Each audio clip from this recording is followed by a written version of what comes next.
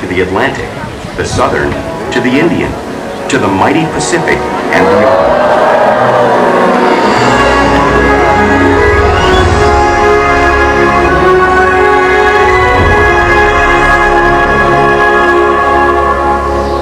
This whale story is the ocean's story, and it is one we all share.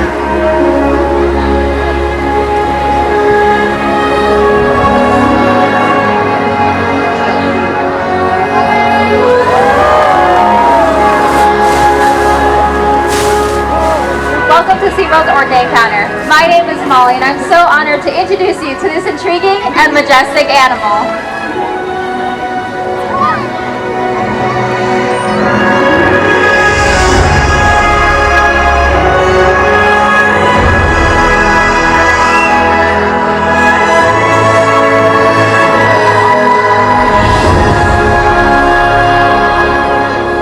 Nothing like seeing a killer whale up close and getting to learn about them and their natural behaviors. We hope this Orca Encounter will give you a better understanding of these incredible animals and all that they represent.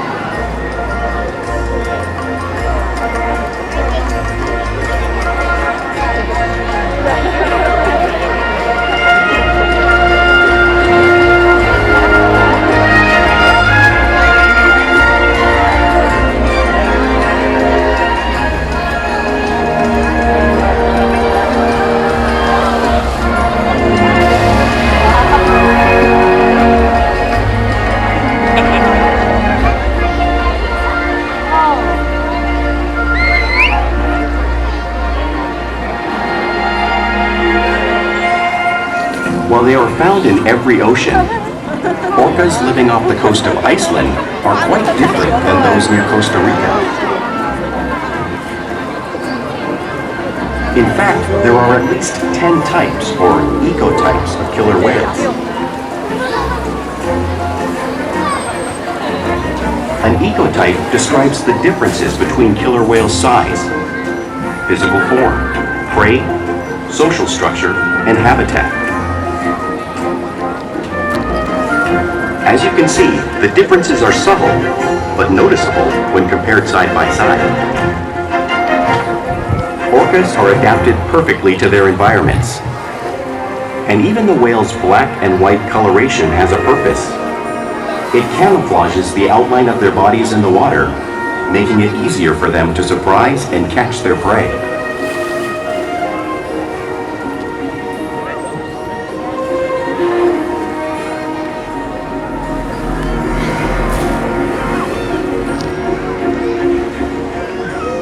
When viewed from above, the black of the whale blends in with the dark depths of the ocean.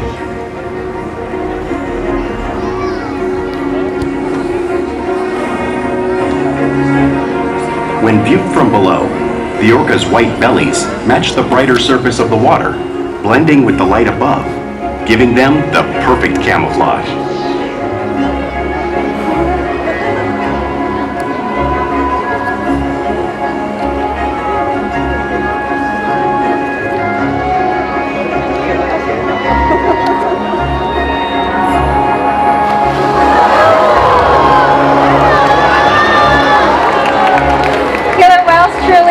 A natural wonder, and today Ike will help me show you some of their physical characteristics.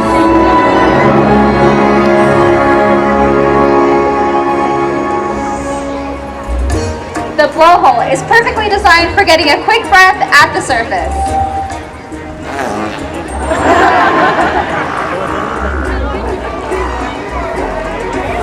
Even the location of their eyes works to their advantage. It looks like the eyes are in that white patch, but that's just a visual distraction. The eyes are actually located in the black area in front of the white patch, camouflaged from thrashing prey. The fin on top of the whale is called a dorsal fin and helps stabilize orcas when they're swimming and helps maintain body temperature. The dorsal fin has no muscle or bone inside of it, which is why you'll see them come in all shapes and sizes. The flippers on either side of the whale's body are called pectoral flippers. They're used mainly for steering and stopping. Pectoral flippers have 5 bony digits inside of them, just like the human hand.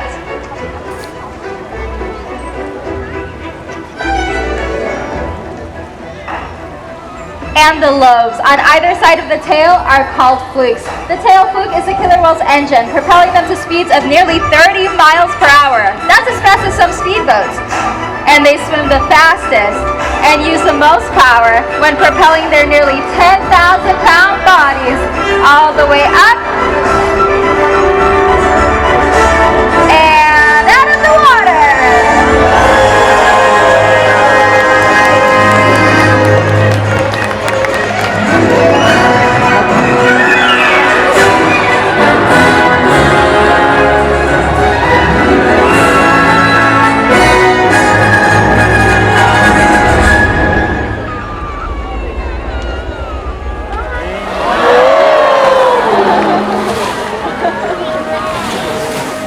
Killer whales are highly social animals with a well-defined social structure. An orca pod is always led by a female. Though just half the size of her male counterpart, she is in charge. It's all about attitude, not size. Because they live and work as a group, orcas need to communicate with sounds and body language. Orcas use clicks for echolocation or navigation.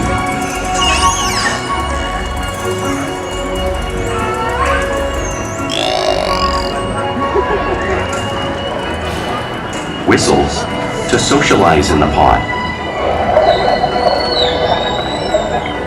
And calls for group coordination and hunting.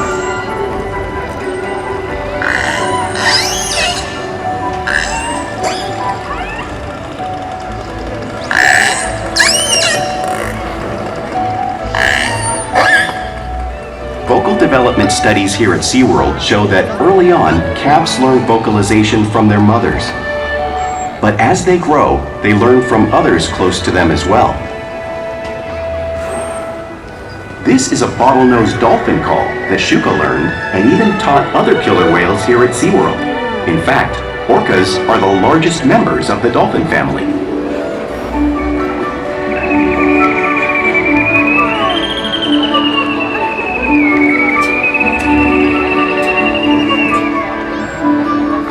Whales here and in the wild use vocalization to communicate all the time. Like many animals, killer whales use body language as part of their communication.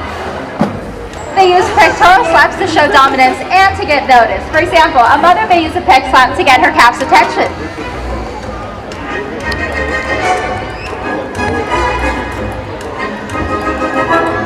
But if they really want to be heard, they breach!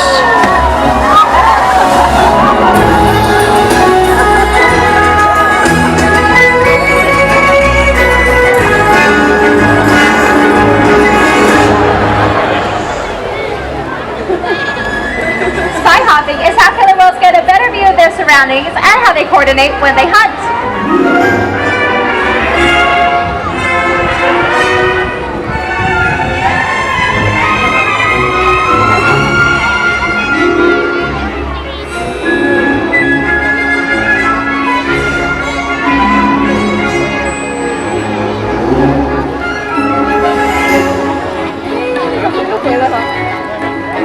Fluke slaps are another form of communication that killer whales use in the wild.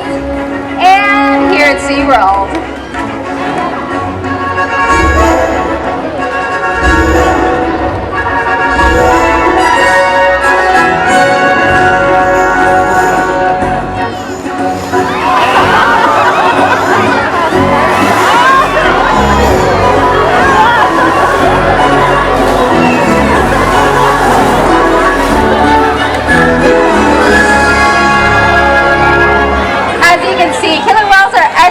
Communicators, so it's no wonder they are at the top of the ocean's food chain.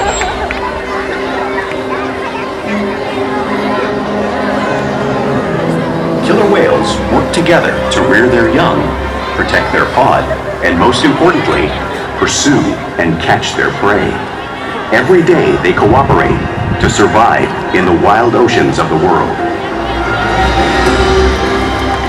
The orca's hunting techniques are as varied as the whales themselves.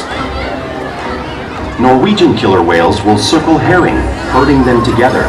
The whales use sounds to coordinate with each other and to disorient the herring. With the fish confused and contained, the whales stun them with their powerful tail flukes, making for an easy meal.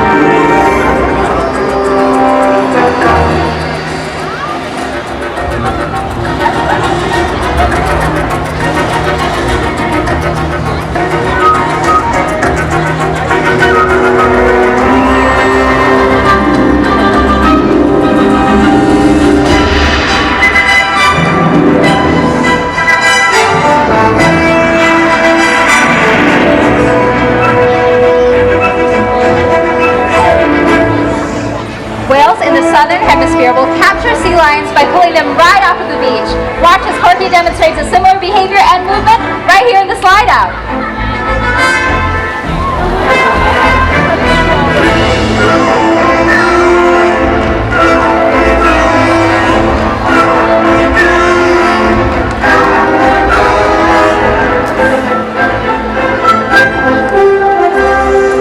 Arctic killer whales will actually create waves that wash over floating ice, knocking seals right into the water.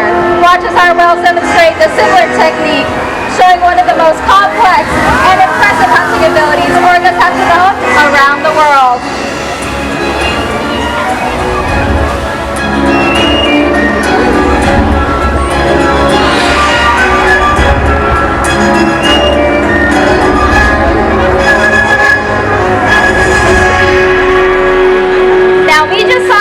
Crashing in front of us, but it's very difficult to imagine just how much water is being displaced without experiencing it firsthand.